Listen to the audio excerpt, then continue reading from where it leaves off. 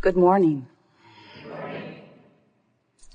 We are extremely pleased that you are here. It is good to come together for the purpose of co-creating. Do you agree? Yes. It is co-creating at its best. It is. You come with some clear intent about what you are wanting to give and receive. You are appreciating the contrast that helps you to discern that. We'll see about that. Well, it is nice to have new, fresh desires, isn't it? It feels good to feel something hatch within you that was not there before. Something that is,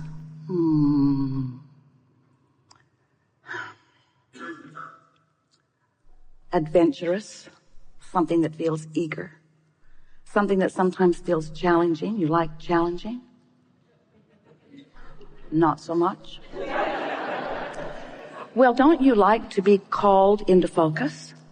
Don't you love the power of your being? Doesn't it feel good to you when clarity descends? And doesn't contrast sometimes cause that to happen? And doesn't a sort of challenge sometimes cause that to happen? Don't you focus better when there is a reason to focus better? And wouldn't you rather be challenged and focused than limp and diffused? Don't you like the feeling of clarity pouring through you? And do you realize that that feeling of clarity pouring through you is the attention of source energy that you have summoned through the power of your focus?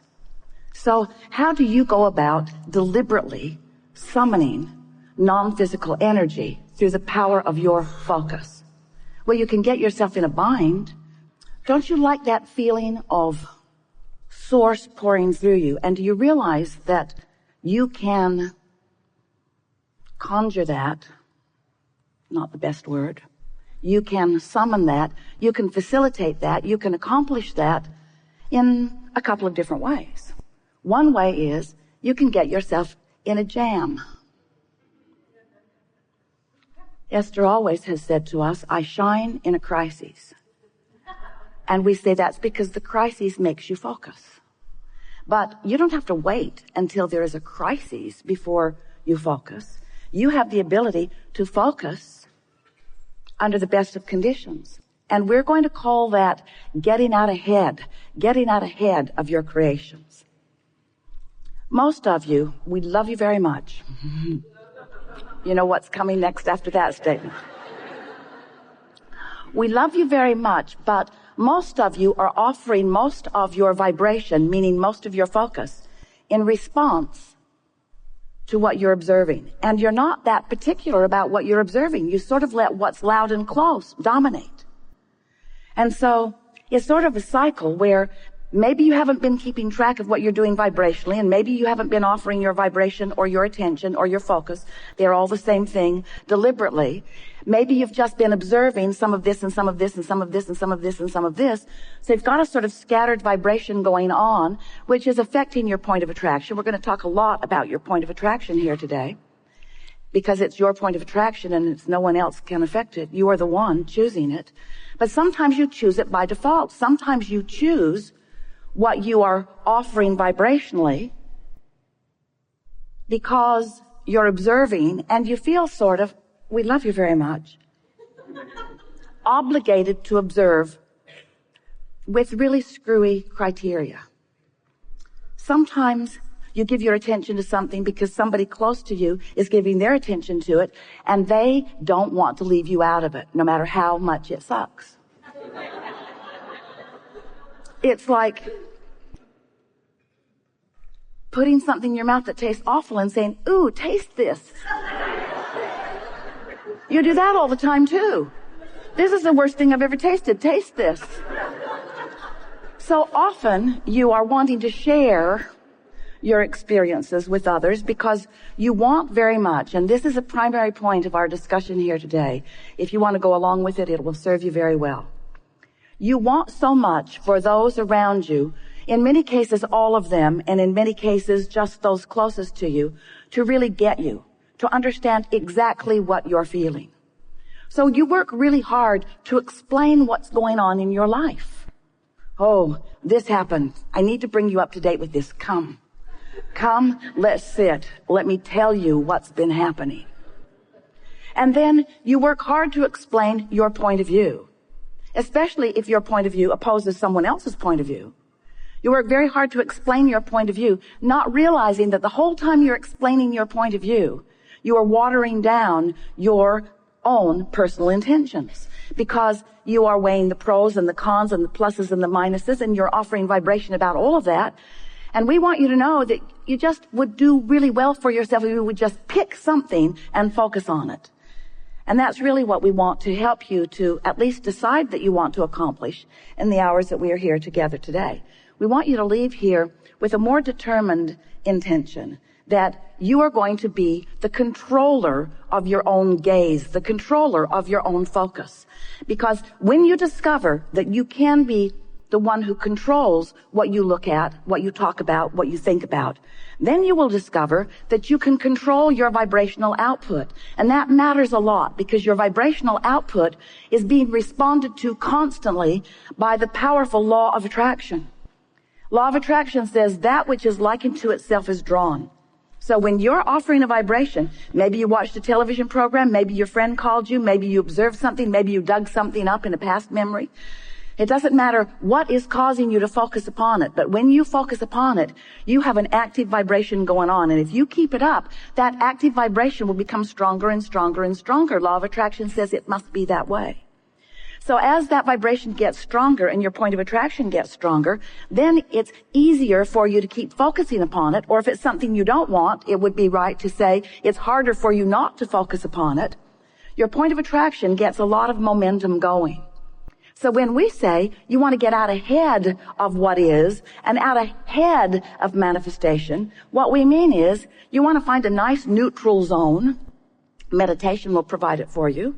Or taking a walk sometimes, beautiful music, making love, doing something that distracts you from things that may have been bothering you.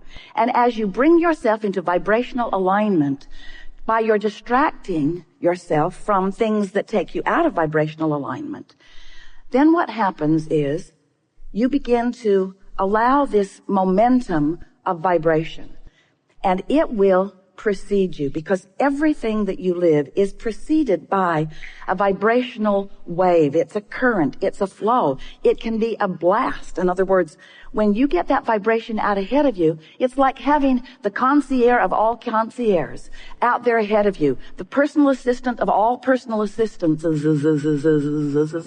out there ahead of you, paving your way, making the roads ready for you. And most important, not only is preparation for where you're going all smoothed out, we're not kidding you about that, not even one little bit, but the most important factor is you're tuned into the frequency that makes you know how to follow the path. Because there are endless paths. There are lots of ways to get to where you want to be. And sometimes you want to take the longer, more adventurous route because you're still wanting to collect more data. You're still wanting to be clear about what it is you want. But we want you to leave here today with no question in your mind that you create your own reality. Seth said it first. You create your own reality. And Jerry said, how is that so? I like to believe that I create my own reality and that they do and that they do. But how is it that we create our own reality when we're all mixed up with one another? How do I create my own reality? He asked it again and again and again, and we've been answering it ever since his first query back there in 1985. You create your own reality because you think and you focus and you vibrate, and law of attraction responds to the vibration, and that is the reality that surrounds you. In the early days, we offered an example to Esther. It was in one or two of the books, where if you could imagine a light board with all of these little lights on it, little LED lights, a board maybe as big as this stage, and the lights are all unlighted, but they're all over the stage, ready to be lighted. And then you represent one of those lights. You are one of those lights in a sea of, in this case, billions on your planet, if we're only talking about humans. and more than we can count if we're talking about thought, if we're talking about who you really are, if we're talking about potential vibrational frequencies. So you somehow, some way, find a reason to focus on something. And when you do, in that powerful moment, when you focus upon whatever it is you're focusing upon, past, present, future, a memory, something you want, something you're observing, your light lights up. Boom. It's bright. And when that light lights up, every light in your vicinity that's like that lights up too. And those lighted lights represent your world. So, if you're afraid of something, you light up. And if someone has the ability to deliver to you the very thing that you're afraid of, they light up too. If you want something, you light up. And if there's anybody in your vicinity that has the ability to deliver that which you want, they light up too. We're not kidding you about this. We're wanting to give you a visual, reasonable understanding that you are moving through life and you are offering a signal. And that signal is being matched all day, every day.